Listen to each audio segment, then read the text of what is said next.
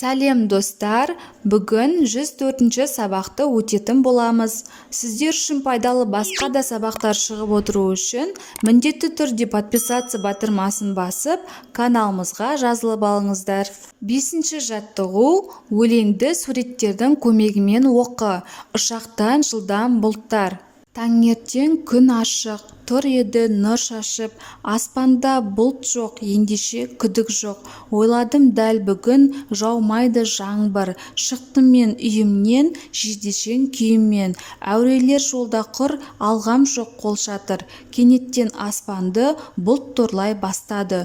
Ұшақтан жылдам ба, шаңдатып көшені, басталды нөсері. Жоқ мотор қанаты, бұл бұлттар қалайша тез жете алады. Керекті сөздерді пайдаланып, сұрақтарға жауап бер.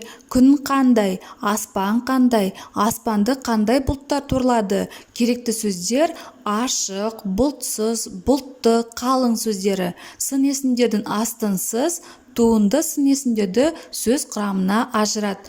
Күн ашық, аспан бұлтсыз, аспанды қалың бұлт торлайды. Сын есімдер ашық, бұлтсыз, қалың сөздері. 6-шы жаттығу: мақалды қатесін түзеп жаз. Сулы жер құрақсыз болмас, таулы жер бұлақсыз болмас. Сын есімдерді тап, олардың негізгі туынды екенін ажырат. Негізгі сын есімдер бұлақсыз, құрақсыз сөздері.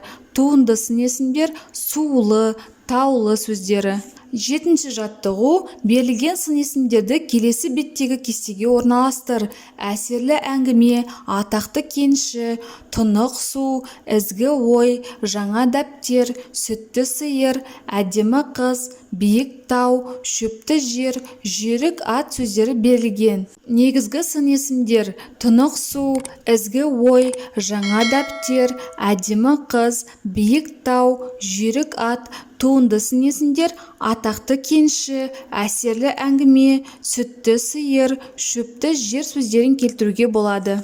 Туынды сын есімдерді сөз құрамына талда. Олардың түбірі қай сөз табынан жасалғанын айт. Сын есімнің қай сөзбен байланысып тұрғанын түсіндір. Атақты кенші түбірі атақ, зат есім т жұрнақ. Әсерлі әңгіме түбірі әсер, зат есім лі жұрнақ. Сүтті сиыр түбірі сүт, зат есім т жұрнақ. Шөпті жер түбірі шөп, зат есім т жұрнақ. Кенші, әңгіме, сиыр, жер сөздермен байланысып тұр. Шығармашылық үзіліс. 8-ші жаттығу: ұйқасын тауып оқы. Тауда жүрген тарғыл аң, ол қайратты қабылан. Туынды сын есімді тап. Туынды сын есім қайратты сөзі. Түбірі қайрат. Не деген сұраққа жауап береді? Зат есім т жұрнақ. Жұбыңмен ойлантап, ойынын ойнап көр. Ол үшін біреуін берілген сөздің атын айтпай, оның мағынасын түсіндіресің. Яғни ол затты сипаттап айтсын. Екіншін ол сөзді табасын. Керекті сөздер: су, жаңбыр, қар сөздері. Сипаттау үшін қай сөз табының сөздерін пайдаландың? Тіршілік көзі, таза, мөлдір, су, тамшылайды, жердің ырысы, жаңбыр, әппақ, ұлпадай жұмсақ, салқын, қар. Сын есімдер арқылы сипатталған. Қандай деген сұраққа жауап береді. Осымен біздің сабағымыз аяқталды. Каналымыз пайдалы болған болса, лайк басып тіркеліп қойыңыздар. Жаңа видеолар сізге бірінші болып көрінеді.